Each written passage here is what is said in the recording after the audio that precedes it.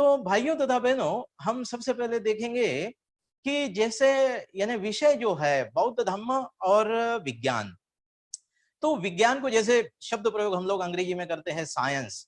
तो साइंस का जो मतलब बताया गया है, it is a knowledge about the world और specially based on the examination and testing and on facts that can be proved. यानी देखिए, बहुत ही बेहतरीन ऐसी साइंस इस शब्द की परिभाषा या इस शब्द का मतलब बताया गया है। नॉलेज जो ऐसा है कि एग्जामिनेशन यानी परीक्षण किया हुआ है, उसको टेस्ट किया हुआ है।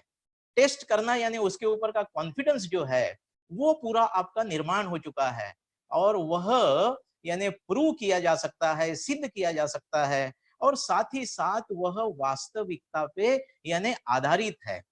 इसी के साथ साथ दूसरा शब्द प्रयोग इस्तेमाल किया जाता है जैसे कि साइंटिफिक। तो साइंटिफिक का मतलब बताया गया है कनेक्टेड विद द साइंस और using its method scientific discoveries और प्रूफ।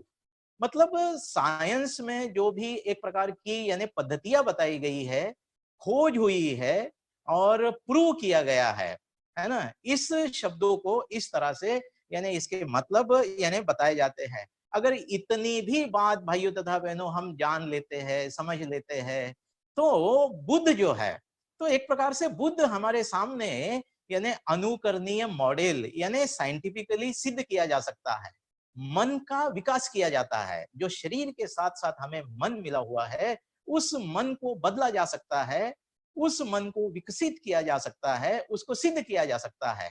ऐसा बेहतरीन और बहुत ही सुंदर ऐसा मॉडल जो है तथागत गौतम बुद्ध ने हमें हमारे सामने इस पूरी मानव समाज के सामने रखा हुआ है।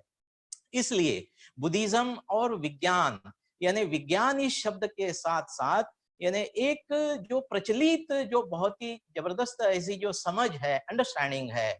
और बुद्ध धम्म या बुद्ध यानी हमें कौन से विज्ञान की बात कराते हैं, किस विज्ञान की तरफ ले जाते हैं, ये हम आज इस प्रवचन के माध्यम से देखने का प्रयास करेंगे। तो मुझे याद आता है सबसे पहले 1950 का बाबा साहब का लिखा हुआ आर्टिकल जो महाबोधि सोसाइटी में उन्होंने छपवाया था और उस समय के सारे यानी बौद्ध विद्वानों तक वह आर्टिकल पहुंचा था, Buddha and future of his religion. उसमें वे कहते हैं कि आने वाला समय भाइयों तथा बहनों यह वैज्ञानिक युग है। इसलिए इस वैज्ञानिक युग में आने वाला युवा जो है, अगर उसके सामने सवाल खड़ा होता है कि कौन सी विचारधारा को मैं अपनाऊं, तो बाबा साहब कहते हैं बेशक उसके लिए यानी चार यानी कसौटियां यानी हमने देखनी चाहिए। उस चार कसौटियों के आधार पर आने वाला युवा जो है इस वैज्ञानिक युग में इस यानी जो भी अभी विज्ञान के द्वारा यानी प्रगति हुई है इस विश्व में अलग अलग प्रकार से, उसको देखते हुए युवा जो है किस तरह से कौन सी विचारधारा को अपनाएगा। तो बाबा साहेब उन चार कसौटियों में एक कसौटी बताते हैं कि वह यानी जो भी विचारधारा अपनाना चाहता है आज का युवा, वह ये चाहेगा कि वह विचारधारा विज्ञान से सुसंगत हो, है ना। इसलिए बाबा साहब कहते हैं कि कोई भी विचारधारा आने वाले समय में विज्ञान से सुसंगत होना चाहिए। ऐसी विचारधारा आज का युवक अपनाने योग्य समझेगा। और अगर उस प्रकार से नहीं है भाइयों और तथा बहनों, तो अगर वह विचारधारा जो है वह विज्ञान से सुसंगत नहीं है, तो वह मजाक का विषय बन सकता है, वह हास्यास्पद बन सकती है। इस प्रकार से अगर देखते हैं तो आज हमें क्या दिखाई देता है, कैसे हम यानी बौद्ध धर्म और विज्ञान इस विषय का यानी इसमें जो एक साधर्म्य है, इसमें जो एक समानता है, इसमें जो एक हार्मोनी है, सुसंगत दोनों एक दूसरे से है, उसे हम देख सकते हैं। अभी सबसे पहले हम देखते हैं उर्गेन संरक्षित जी का एक बहुत ही सुंदर ऐसा प्रवचन हुआ है जिसमें यह संदर्भ आता है कि इस विश्व को दो शब्द प्रयोग है भाइयों और तथा बहनों। एक शब्द है विकास और दूसरा शब्द प्रयोग है निर्माण। तो एक विचारधारा यानी बहुत सारी विचारधाराएं है जो ईश्वर पर विश्वास रखती है, या ईश्वर जैसी और अन्य संकल्पनाओं पर विश्वास रखती है, उसका कहना यह है कि इस सृष्टि का निर्माण हुआ है। कोई तो यानी ऐसा भी कहा जाता है कि कोई ऐसा सर्वशक्तिमान अलमाइटी है, कोई ईश्वर है, कोई ब्रह्मा है, और इस तरह से उन्होंने इस विश्व का निर्माण किया हुआ है।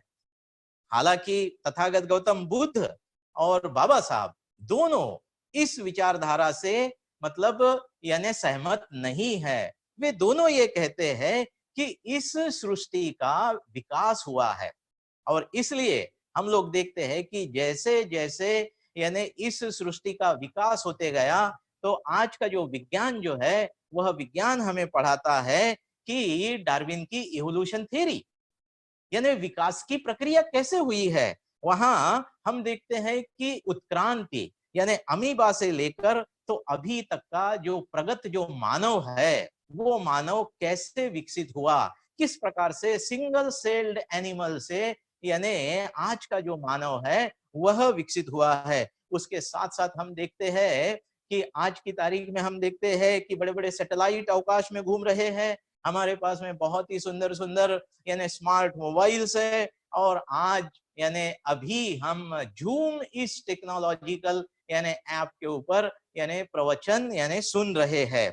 लेकिन दूसरी विचारधारा की तरफ बढ़ते हैं जो ईश्वर पर निर्भर करती है या उसको यानी केंद्र बिंदु मानती है, तो वह हास्यास्पद थे। जो बाबा साहब कहते हैं कि विज्ञान से अगर सुसंगत नहीं है तो धर्म यह विषय हास्यास्पद बन जाता है। उसका उदाहरण अगर देखते हैं तो आज भी वो लोग कहते हैं, या बहुत सारे ऐसे लोग हैं भारत देश में जो मानते हैं कि यह जो अपनी अर्थ है, जो पृथ्वी जिसे कहा जाता है या वसुंधरा जिसे कहा जाता है, वह यानी नाग पर यानी खड़ी है। ऐसा एक यानी विश्वास लोगों में धर्म के द्वारा फैलाया गया है।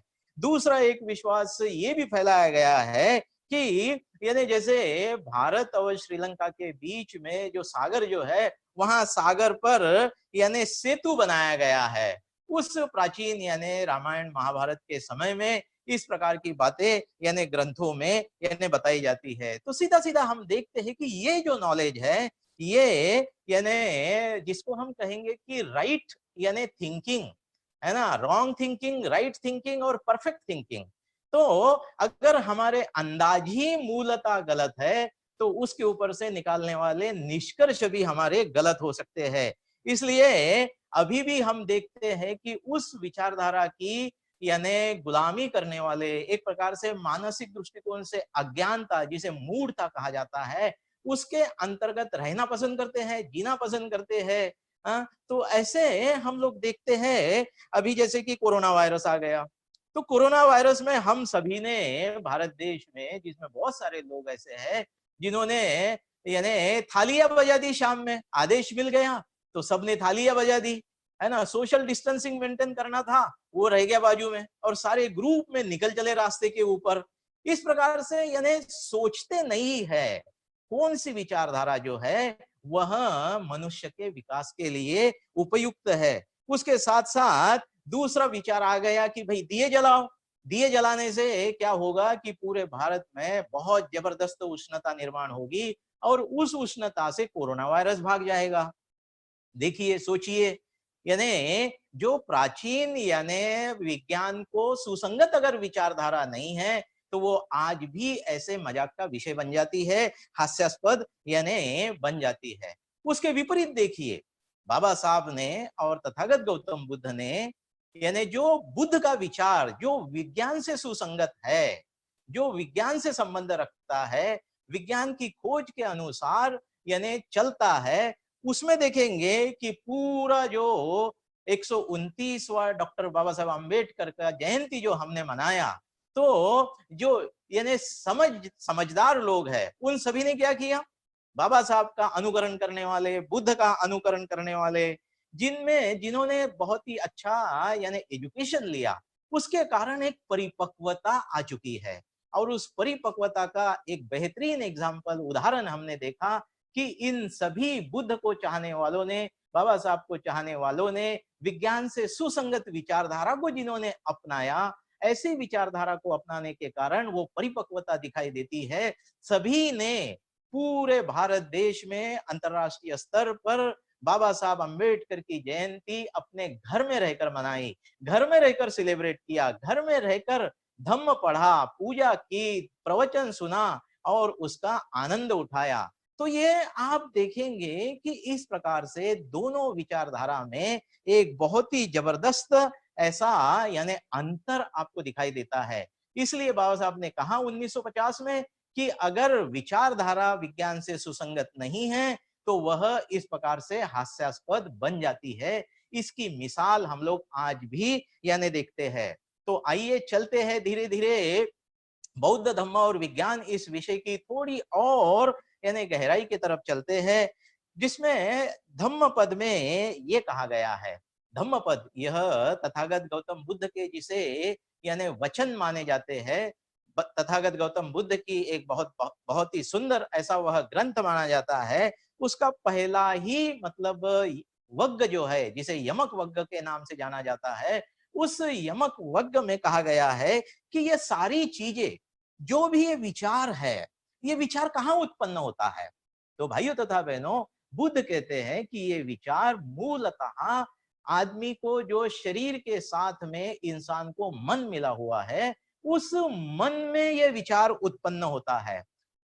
अगर विचार सही है तो वो भी मन में उत्पन्न होता है, और अगर विचार गलत है तो वो भी उसी मन से उत्पन्न होता है।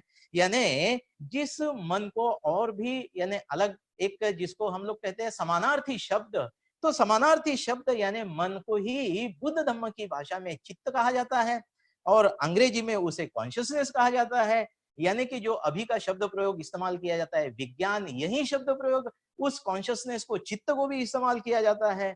और उसके साथ साथ कुछ लोग इसे एनर्जी कहते हैं। और इस प्रकार से यह समानार्थी अलग अलग शब्दों के द्वारा हम देखते हैं कि मन ही चित्त है, चित्त ही विज्ञान है, चित्त ही यानी कॉन्शियसनेस है। इस प्रकार से हम देखते हैं। तो बुद्ध का यह यानी विचारधारा जो है, बुद्ध की विचारधारा जो है, वह एक प्रकार से हमारे मनोविज्ञान से जुड़ी हुई है। अभी ये धीरे धीरे यानी फिजिक्स, केमिस्ट्री, बायोलॉजी, मैथमेटिक्स नहीं क्या, ये सारी चीजें तो धीरे धीरे विकसित हो चुकी है, और बहुत ही जबरदस्त आज हम लोग वैज्ञानिक युग में प्रवेश कर चुके हैं और उसका लाभ भी उठा रहे हैं। लेकिन बुद्ध किसकी बात करते हैं?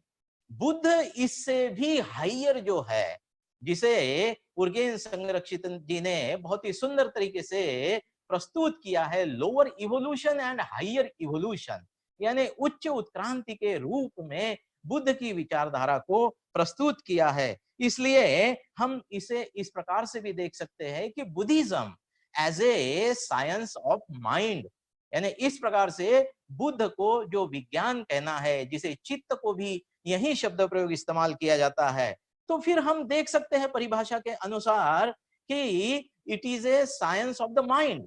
तो science of the mind based on examination, based on test, based on the fact, and it can be proved, it can be proved। इस प्रकार से इस परिभाषा के अनुसार हम देख सकते हैं। और बाबा साहब ने इसीलिए कहा है, बाबा साहब का एक प्रसिद्ध वाक्य मैं दोहराता हूं, वह है जो भी धर्मशास्त्र है इस विश्व में, तो हर धर्मशास्त्र का बार बार जो शब्द प्रयोग आया है एग्जामिनेशन, है ना, नॉलेज बेस्ड ऑन एग्जामिनेशन, उसका परीक्षण बार बार होते रहना चाहिए, यह बाबा साहब ने यानी कहा है। तो उसके अनुसार अगर हम देखते हैं तो बुद्ध की इस विचारधारा की तरफ देखते हैं, तो बुद्ध इस दुनिया में यानी उन्होंने अपने स्वयं के माध्यम से जो एक मनुष्य किस ऊंचाई तक विकसित हो सकता है as a science of mind का एक अनुकरणीय बहुत ही बेहतरीन ऐसा नमूना, एक मॉडल बुद्ध ने अपने स्वयं के उदाहरण से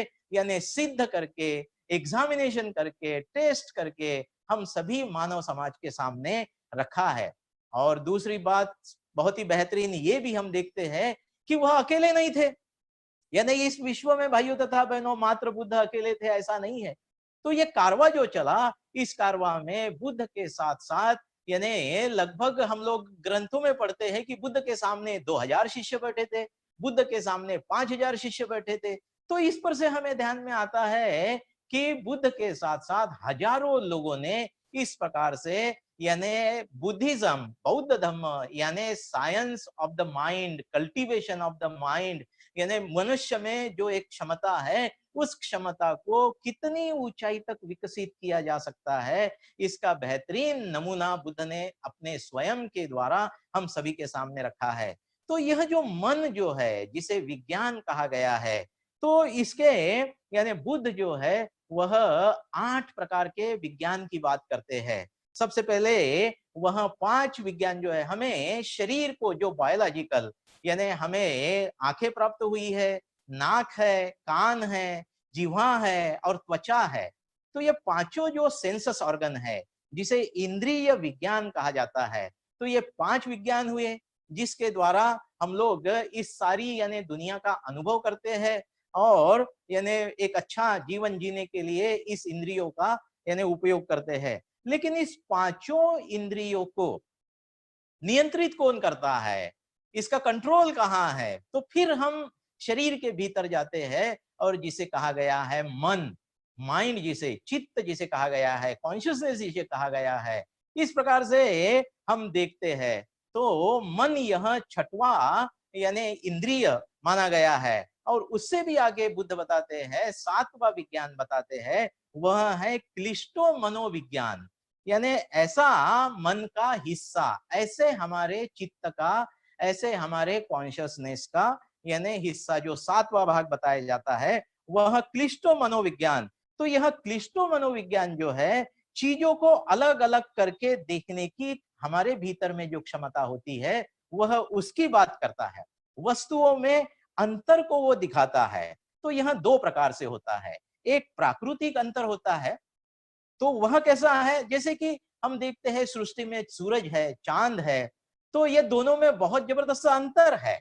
तो यह प्राकृतिक क्लिष्टो मनोविज्ञान के द्वारा देखा गया अंतर हम लोग यानी समझ सकते हैं। उसी के साथ साथ अंधेरा है और उजाला है, प्रकाश है, यह प्राकृतिक अंतर है। उसी के साथ साथ पशु है, जानवर है, एनिमल्स है और मनुष्य है, या स्त्री है और पुरुष है, यह प्राकृतिक अंतर है। तो यह प्राकृतिक अंतर देखने की जो क्षमता जो है वह क्लिष्टो मनोविज्ञान के द्वारा हमें आती है। यह 7वां यानी मनोविज्ञान बताया जाता है और इसमें अंतिम यानी 8वां मनोविज्ञान ऐसा बताया जाता है, वह है यानी आलय विज्ञान। लेकिन आलय विज्ञान के तरफ बढ़ने से पहले जो मैंने प्राकृतिक यानी एक विज्ञान क्लिष्टो मनोविज्ञान का भाग बताया, उसी में दूसरा एक हिस्सा आता है, वह यानी विज्ञान का भाग है, क्लिष्टो मनोविज्ञान का भाग है, जो मनुष्य द्वारा पैदा किया गया अंतर है। उसका अगर एग्जाम्पल हम लोग देखते हैं तो हमें यह ध्यान में आएगा कि जैसे उदाहरण लेते हैं भूमि यानी जमीन। तो भाई जमीन तो जमीन है, भूमि तो भूमि है, लेकिन हमने क्या किया, मनुष्य ने क्या किया है, इस आदमी की ये जमीन है, उस आदमी की वो जमीन है, ये 2 बीघा है, ये 5 एकड़ है, ये 10 एकड़ है। तो ये जो अंतर उसमें पैदा किया गया है, ये मनुष्य द्वारा पैदा किया गया अंतर है।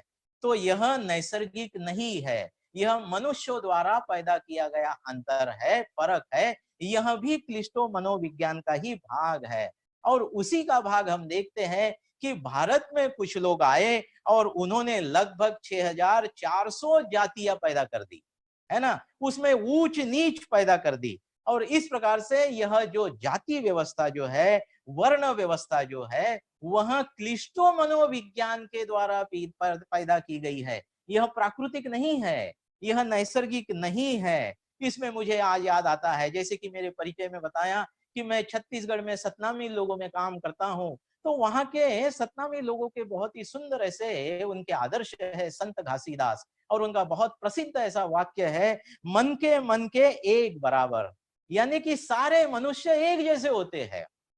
ये जो अंतर जो है क्लिष्टो मनोविज्ञान द्वारा पैदा किया गया है, यह यानी नैसर्गिक नहीं है, मनुष्य ने पैदा किया गया अंतर है। इसलिए बुद्ध धम्म जो है वह आज यानी हमारे सामने जो है वह 2500 साल पहले से यानी परंपरा से अभी तक हमारे पास में पहुंच चुका है। लेकिन यानी अभी अभी जो उसका विकास हो रहा है एक विज्ञान के द्वारा, जैसे कि बहुत सारे मतलब मनोवैज्ञानिक हो चुके हैं, जिसमें जुंग का भी नाम आता है, फ्राइड का भी नाम आता है, विज्ञान के विकास में अल्बर्ट आइंस्टाइन का भी नाम आता है। ये सारी जो खोज जो अभी हमारे सामने है, वह कहीं भी बुद्ध धम्म से आप देखेंगे कि हास्यास्पद नहीं बनती है, मजाक नहीं बनती है। और यही बात सुंदरता बौद्ध धम्म की है कि बौद्ध धम्म का संबंध हम लोग अगर देखते हैं तो बौद्ध धम्म का संबंध भाइयों तथा बहनों यह मानव से है, मनुष्य के जीवन से है, मानव के विकास से है, मानव की उन्नति से है। मानव का, मनुष्य का वैयक्तिक विकास तथा सामाजिक उन्नति या सामाजिक उन्नति से यानी मनुष्य का यानी संबंध है। इसलिए तथागत गौतम बुद्ध और परम पूज्य डॉक्टर बाबा साहब आम्बेडकर जी के तरफ देखते हैं। उन्होंने इसको यानी प्रचार और प्रसार किया और बाबा साहब ने हम सभी को बौद्ध धर्म की दीक्षा दी।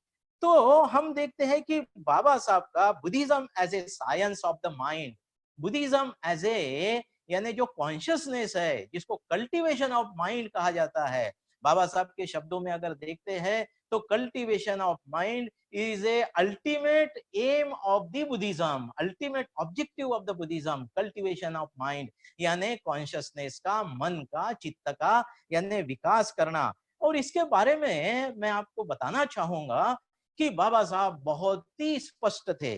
तो बाबा साहब की स्पष्टता के बारे में मैं यानी उदाहरण देना चाहूंगा, संदर्भ देना चाहूंगा आपको। वह बुद्ध और उनका धम्म इस ग्रंथ से लिया हुआ है। वह है, उसमें आप देखेंगे बाबा साहब ने बहुत ही सुंदर तरीके से बुद्ध धम्म यानी क्या, अधर्म यानी क्या और सद्धर्म यानी क्या, इस यानी 3 भागों में उसे विभाजित करके बाबा साहब ने उसका बेहतरीन यानी प्रस्तुतिकरण किया गया है। तो उसमें से सद्धर्म यानी क्या, इसमें की ये चंद लाइनें हैं जो मैं आपके सामने रखता हूं, जिससे आप स्वयं यानी सोचेंगे, अनुभव करेंगे कि बाबा साहब बुद्ध धम्म के बारे में cultivation of the mind it's ultimate aim of the Buddhism, इसके बारे में कितने क्लियर थे, कितने सुस्पष्ट थे, ये आपको इससे स्पष्ट हो सकता है। तो वो लाइनें मैं जैसे बताता हूं, अभी आपको पढ़ता हूं। आम आदमी को, हम सभी जो आम इंसान है, आम आदमी को पूजा, प्रार्थना, यज्ञ, याग, ये 4 शब्द प्रयोग बाबा साहब करते हैं। और आगे बढ़ते हैं, आम आदमी को पूजा, प्रार्थना, यज्ञ, याग सिखाने के बजाय उसके मन को नैसर्गिक सुसंस्कारित करना या विकसित करना, यही धम्म का प्रथम तथा अंतिम मकसद है। देखिए भाइयों और तथा बहनों, बाबा साहब की क्लैरिटी, बाबा साहब की सुस्पष्टता, बौद्ध धम्म तथा यानी विज्ञान यानी Buddhism as a science of the cultivation of the mind, इस बात को लेकर बाबा साहब कितने सुस्पष्ट थे, यह बाबा साहब के बुद्ध और उनका धम्म इसमें प्रस्तुत किए हुए इन लाइनों से हमें यह अनुभव मिलता है। इसमें बाबा साहब कहते हैं, पूजा, प्रार्थना, यज्ञ, याग सिखाने के बजाय इसमें संभ्रमित होने की जरूरत नहीं है। इसका अंतिम हिस्सा क्या कहता है, धम्म का प्रथम तथा अंतिम मकसद है। तो धम्म का प्रथम तथा अंतिम मकसद क्या है? मन का विकास करना, मन को सुसंस्कारित करना, मन को नैसर्गिक रूप से सुसंस्कारित करना। अब नैसर्गिक रूप से सुसंस्कारित करना यानी क्या?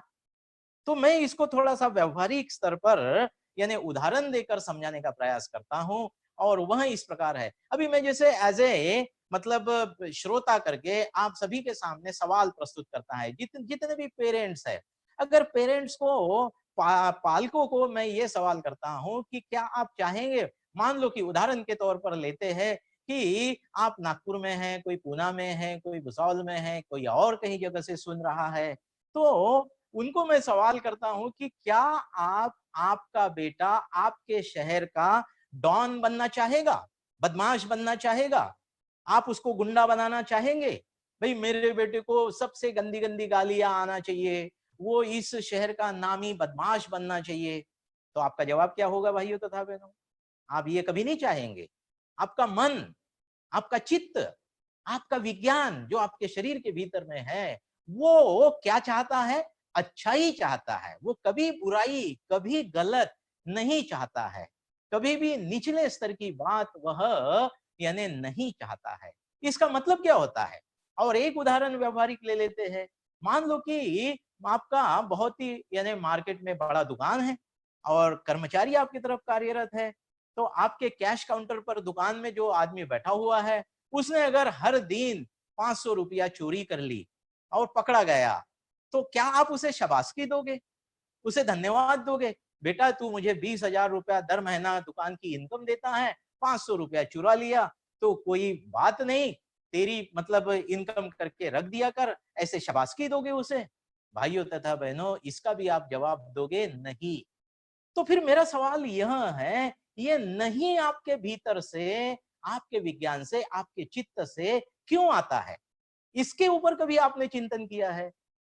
भाइयों तथा बहनों, बाबा साहब कहते हैं, बुद्ध कहते हैं, मूलतः शरीर के भीतर में जो कॉन्शियसनेस जो है, जिसे विज्ञान कहा गया है, मन कहा गया है, चित्त कहा गया है, वह मूलतः शुद्ध है।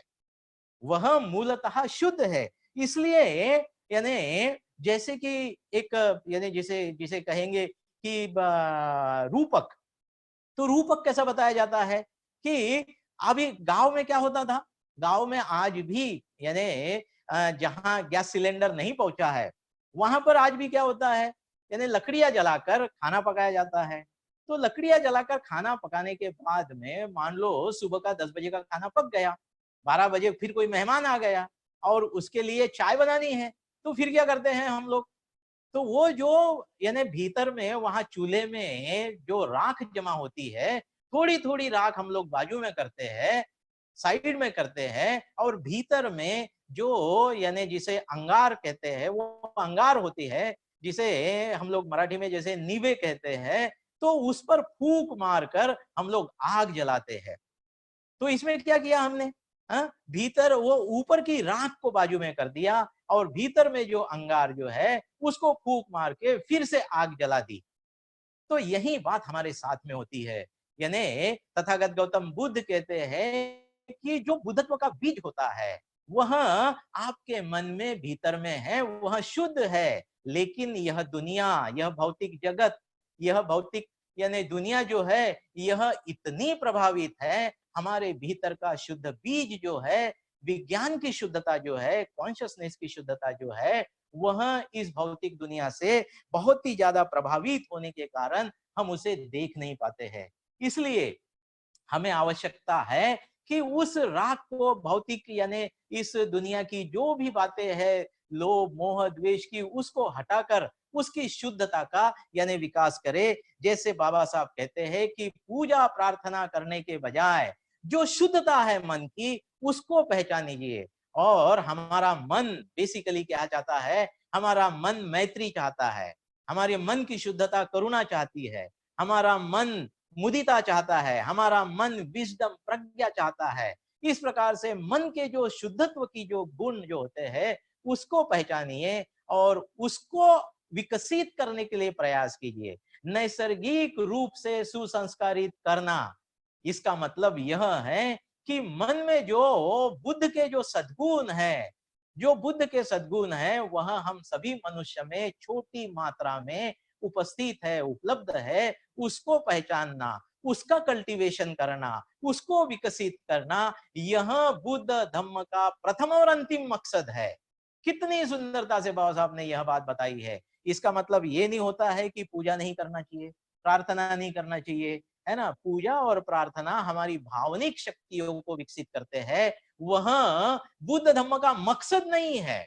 दैट इज द सेकेंडरी, यानी वह दुय्यम है। मुख्य मकसद यह है कि जो शरीर के साथ साथ मन प्राप्त हुआ है, उस मन को, उस विज्ञान को बदला जा सकता है, उस विज्ञान को ट्रांसफॉर्म किया जा सकता है। चित्त को बुद्ध ने जैसे यानी मॉडल दिया है प्रबुद्ध मानव का, उस प्रबुद्ध मानव की ऊंचाई तक चित्त का, मन का विकास किया जाता है। यह बाबा साहब इन बातों से यानी सद्धर्म यानी क्या, इसमें हमें बहुत ही सुस्पष्टता से बताते हैं। दूसरा एक उदाहरण मैं बाबा साहब का देना चाहूंगा। वह उदाहरण है 1936 में भाइयों तथा बहनों, बाबा साहब ने वाई कन्वर्शन मुक्ति कोण पथे, मुंबई में 30 मई, 31 मई और 1 जून वर्ली में यह परिषद हुई और वहां ये दिया हुआ बाबा साहब का भाषण है। उसमें बाबा साहब यानी मनुष्य के विकास की बात करते हैं और मनुष्य के विकास के लिए बाबा साहब बताते हैं कि भाई स्वतंत्रता की जरूरत होती है, समानता की जरूरत होती है और बंधुता की जरूरत होती है। तो वहां बाबा साहब का ये बहुत ही सुंदर छोटा सा यानी वाक्य है जो हम सभी को काफी प्रभावित करने वाला है। वह है बाबा साहब वहां कहते हैं, मनुष्य का जन्म उसकी आत्मोन्नति के लिए होता है, समाज सेवा के लिए नहीं। देखिए, मनुष्य का जन्म किस लिए है, यह बाबा साहब बहुत सुस्पष्टता से और तथागत गौतम बुद्ध सुस्पष्टता से बताता है। Why we born as a human being, यानी जो इवोल्यूशन हुआ है, डार्विन की उत्क्रांति वाद को हम पढ़ते हैं, मनुष्य करके अमीबा से विकसित हुए है, उसके बाद यह इवोल्यूशन, यह उत्क्रांति, यह आगे बढ़ती है और वहां बुद्धिज्म यानी शुरुआत होता है और आपको उच्च उत्क्रांति के दिशा में आगे ले जाने का प्रयास करता है। लेकिन दूसरी विचारधारा क्या कहती है, हम सभी भगवान के बच्चे हैं। अगर इस विचारधारा को आपने मान लिया तो आपका विकास बंद हो जाता है। आपके चित्त को, आपके विज्ञान को, शरीर के भीतर में जो विज्ञान है उसको आप विकसित नहीं कर पाते हो। आपका विकास यानी ब्लॉक हो जाता है, बंद हो जाता है, आप ईश्वर पर निर्भर हो जाते हो। इसलिए आपकी सोच बदलना जरूरी है। इसलिए आपकी वैज्ञानिक या परिवर्तन करने वाली जो सोच होती है, knowledge based on the examination, knowledge based on the test, knowledge based on the fact, इस प्रकार से यानी तथागत गौतम बुद्ध इस विचारधारा को सभी मनुष्य जाति के विकास के लिए बताते हैं, प्रस्तुत करते हैं। इसमें यानी आत्मोन्नति, यह शब्द बाबा साहब ने यानी इस्तेमाल किया है। आत्मोन्नति यानी शरीर के भीतर में जो भी है, जिसे एनर्जी कहते हैं, हम चित्त कहते हैं या विज्ञान कहते हैं, अलग अलग शब्दों का इस्तेमाल किया है, उसका विकास करने के लिए मनुष्य पैदा होता है। और जब उसका विकास होता है, उसके भीतर में करुणा पैदा होती है, उसके भीतर में मैत्री पैदा होती है, तो फिर वह करुणा जो है वह आपको स्वस्थ बैठने नहीं देती, वह मैत्री आपको स्वस्थ बैठने नहीं देती। जहां कहीं भी मनुष्यता के विकास के लिए मदद की जरूरत होती है, वहां वह मैत्री, वहां करुणा आपको दौड़ाती है, आपको ले जाती है। इस प्रकार से यानी हम देखते हैं कि समाज का विकास यह प्राइमरी मकसद नहीं है।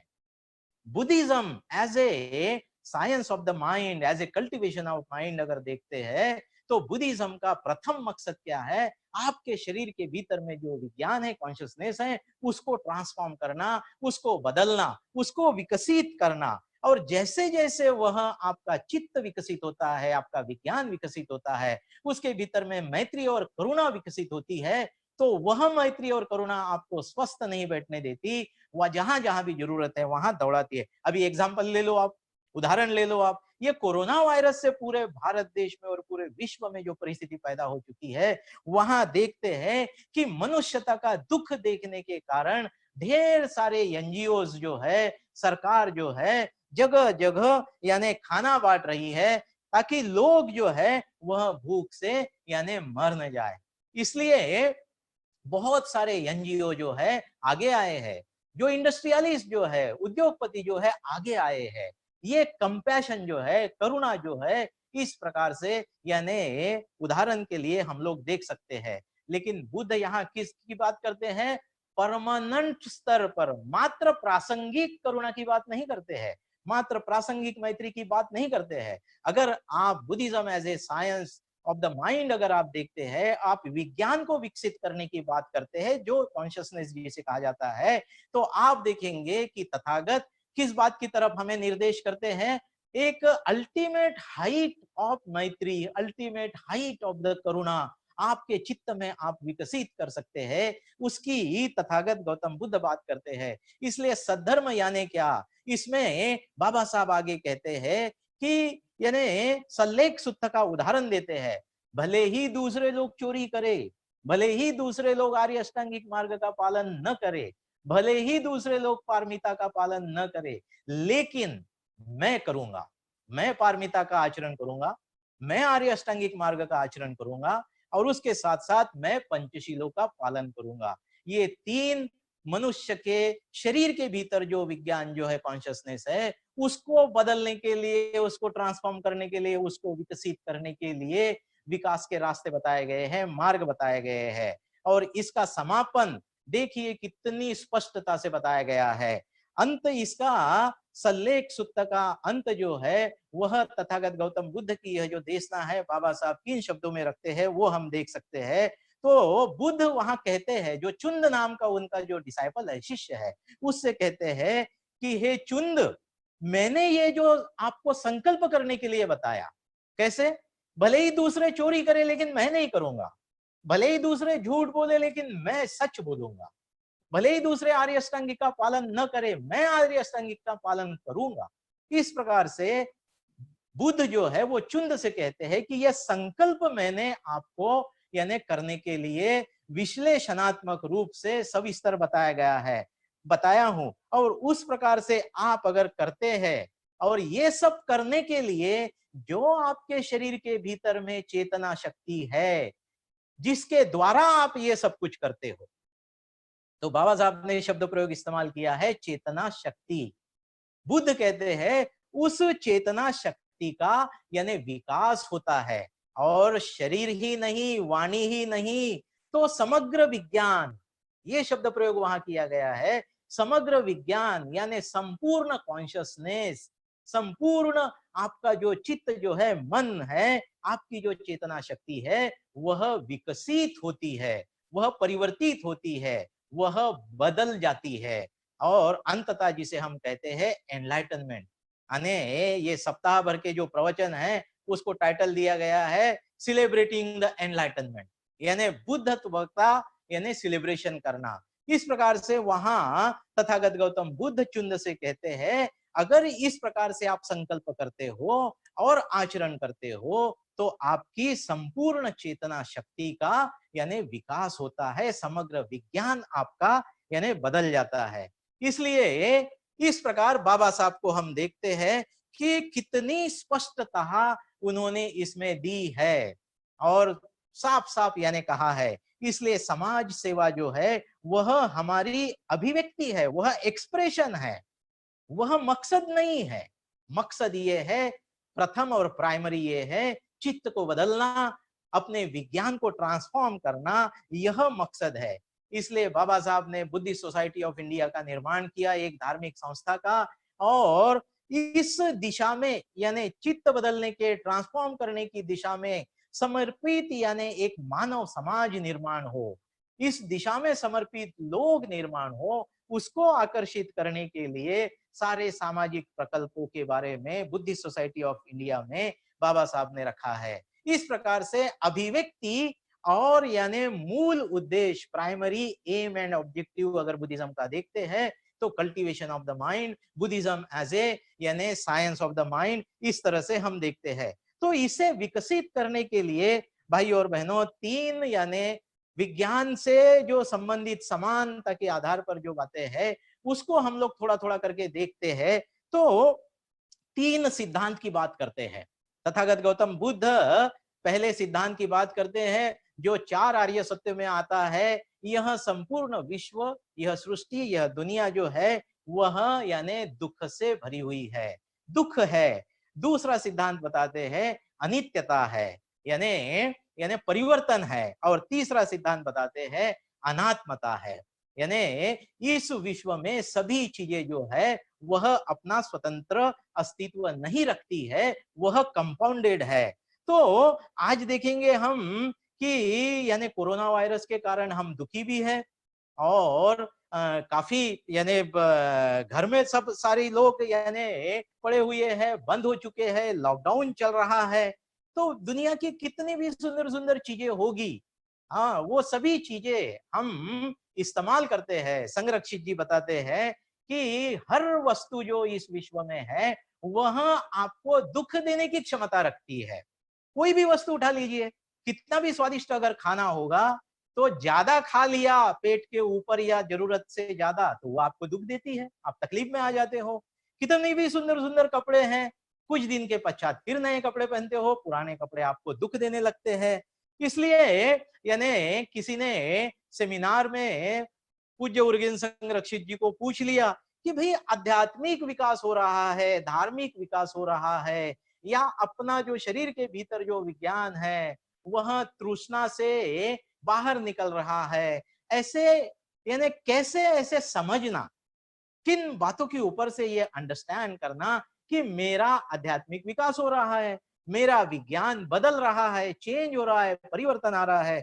तो बहुत ही छोटी सी बहुत सुंदर ऐसी लाइन है, और वहां संरक्षित जी कहते हैं कि जहां भौतिक वस्तुओं की पकड़ आपकी कमजोर होने लग जाती है, तो समझ लेना कि आपका विकास हो रहा है।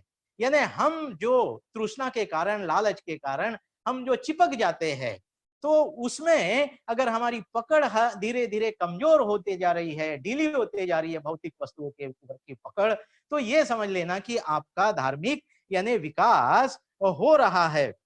ये यानी आप समझ सकते हो। इस प्रकार से हम देखते हैं, अभी कोरोना वायरस की सिचुएशन है, अभी परिस्थिति है, ये परमानेंट नहीं है, आने वाले कुछ समय तक रहेगी और बदल जाएगी। अनित्यता के कारण, परिवर्तन के सिद्धांत के कारण ये भी हम लोग देखते हैं कि वह निश्चित ही यानी बदलेगी, कोरोना खत्म होगा, पूरा भारत, पूरा विश्व इसमें से मुक्त होगा, और चाहे दूसरा कोई मतलब वायरस आ जाएगा, लेकिन यही परमानेंट रहने वाला नहीं है। इसलिए अनित्यता के सिद्धांत को हम लोग इस प्रकार से देखते हैं। बहुत सारे लोग इससे इतने दुखी हो जाते हैं, कुछ लोग निराशा में चले जाते हैं, डिप्रेशन में चले जाते हैं, कुछ लोग आत्महत्या भी कर लेते हैं। लेकिन भाइयों तथा बहनों, आपके पास अगर धम्म है, धम्म का प्रकाश अगर आपके पास में है, तो निश्चित ही आप इसमें से बाहर निकल जाते हो, अपने आप को आप शांत रख सकते हो, अपने आप को आप यानी स्थिर रख सकते हो, और परिवर्तन के कारण इसमें से जरूर यह एक दिन खत्म हो जाएगा। इस प्रकार से आपके मन को आप शांतता धम्म के कारण दे सकते हो। इसी के अनुसार अगर हम तीसरे यानी सिद्धांत की तरफ देखते हैं, अनात्मता, तो कोई भी वस्तु इस विश्व में अपना स्वतंत्र अस्तित्व नहीं रखती है। ये विचारधारा कौन सी है? ये तो यानी विज्ञान की विचारधारा है, जो यानी साइंस जो हम लोग कहते हैं, वो साइंस की ये विचारधारा है, और ये 2500 साल पहले तथागत गौतम बुद्ध ने बताई है ना। कोई भी वस्तु, अपने स्वयं का शरीर ले लीजिए, हमारा स्वयं का शरीर जो है 6 धातुओं से बना हुआ है, पृथ्वी, आप, तेज, वायु, विज्ञान और अवकाश है, स्पेस है, और साथ में विज्ञान जो कॉन्शियसनेस जिसे कहा जाता है वो है। इस प्रकार से यानी इसका कॉम्बिनेशन, ये कंबाइन यानी हमारा अस्तित्व है। कोई भी वस्तु यानी अपना स्वतंत्र अस्तित्व नहीं रखती है। इसका लेटेस्ट अगर एग्जांपल हम लोग देखते हैं कि हमारी विचारधारा अगर बदलती नहीं है, तो हम कैसे यानी गुलामी की और मानसिक यानी जिसको स्लेवरी कहते हैं, गुलामी कहते हैं, उसी के भीतर जीते रहते हैं। उसका यानी उदाहरण हम लोग देख सकते हैं। अभी लेटेस्ट एग्जांपल विज्ञान के विकास का हम लोग देखते हैं कि हिग्स एंड बोसान थ्योरी को ले लीजिए आप।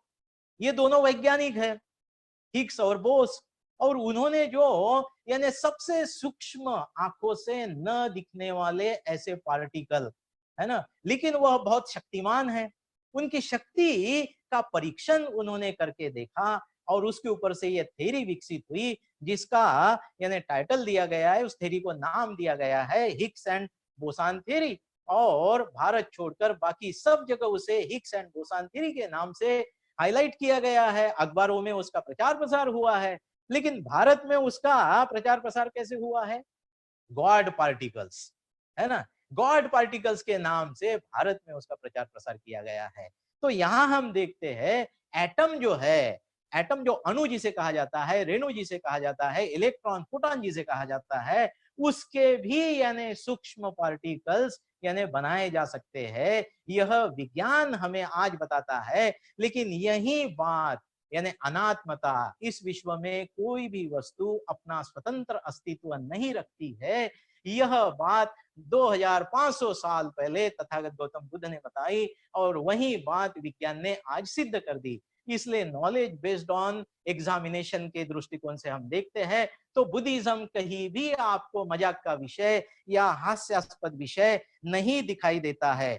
यही बात यानी हम लोग देखते हैं कि हमारे कॉन्शियसनेस के, चित्त के विकास के लिए हमें यानी 3 बातों की जरूरत पड़ती है। वह 3 बातें बताकर, संक्षिप्त में बताकर आज का यह प्रबोधन जो है, आज का यह मेरा प्रवचन है, मैं समाप्त करना चाहूंगा।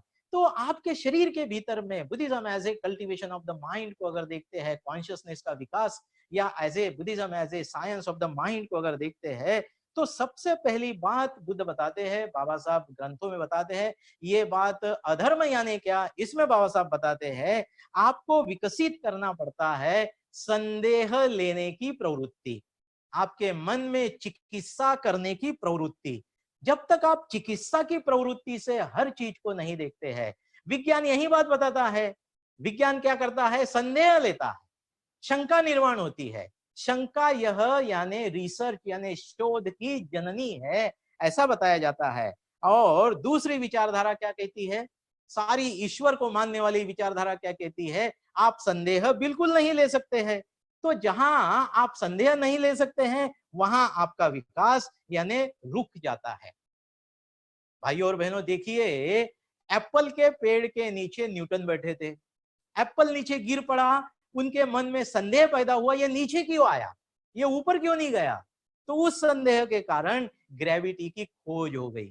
तो इसलिए पहली यानी मानसिक यानी जो बात जो है, एटीट्यूड जो है, वह है चिकित्सा करना, संदेह लेना। यह यानी बात हमने विकसित करने की आवश्यकता है। और इसलिए बाबा साहब कहते हैं कि धर्म शास्त्रों का परीक्षण, एग्जामिनेशन, उसकी टेस्ट बार बार करना जरूरी है। इस तरह से बाबा साहब इसे प्रस्तुत करते हैं। यही बात देखेंगे, बाबा साहब ने कालाम सूत्र का जिक्र किया हुआ है और बहुत ही सिंपल बता दिया है कि भाई किस पर विश्वास करना। तो 4 बातें उन्होंने बताई कि कौन आदमी वह विचार बताता है, यह बाजू में रखिए और देखिए कि वह विचार आपके भीतर में क्या तृष्णा पैदा करता है, वह विचार आपके भीतर में क्या द्वेष पैदा करता है, वह विचार आपके भीतर में यानी अज्ञानता पैदा करता है, वह विचार आपके मन में क्या हिंसा पैदा करता है। ये चारों बातें अगर वह विचार आपके भीतर में मन में पैदा करता है, तो समझ लेना कि वह मेरी शिक्षा नहीं हो सकती है।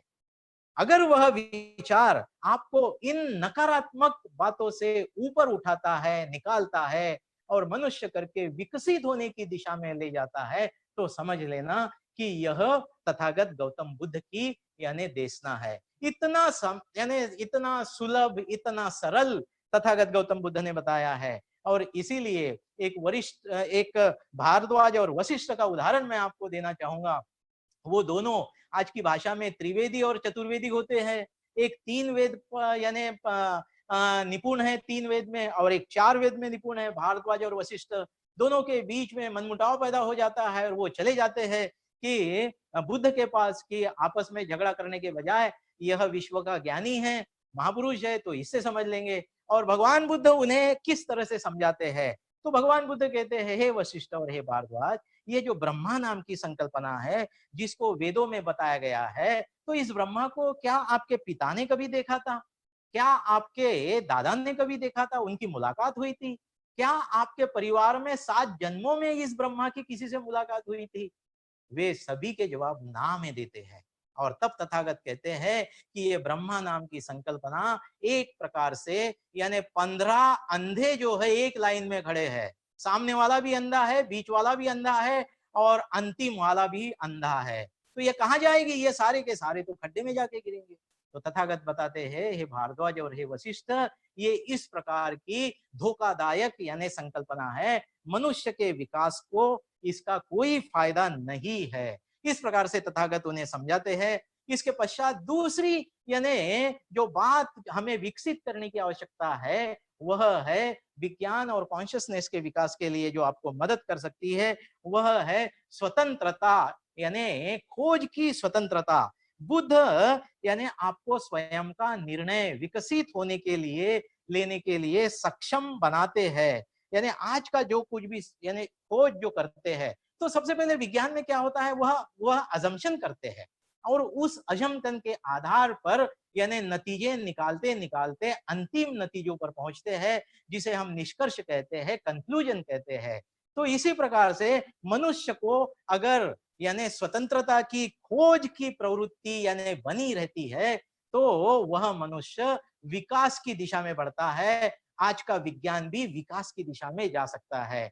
इसलिए इस प्रकार से यानी इस बात की हमें आवश्यकता होती है। और तीसरी बात मैं बता देता हूं और आज का मेरा प्रवचन यहां समाप्त करता हूं। तीसरी बात, हम सभी को यानी हम शिकार होते हैं।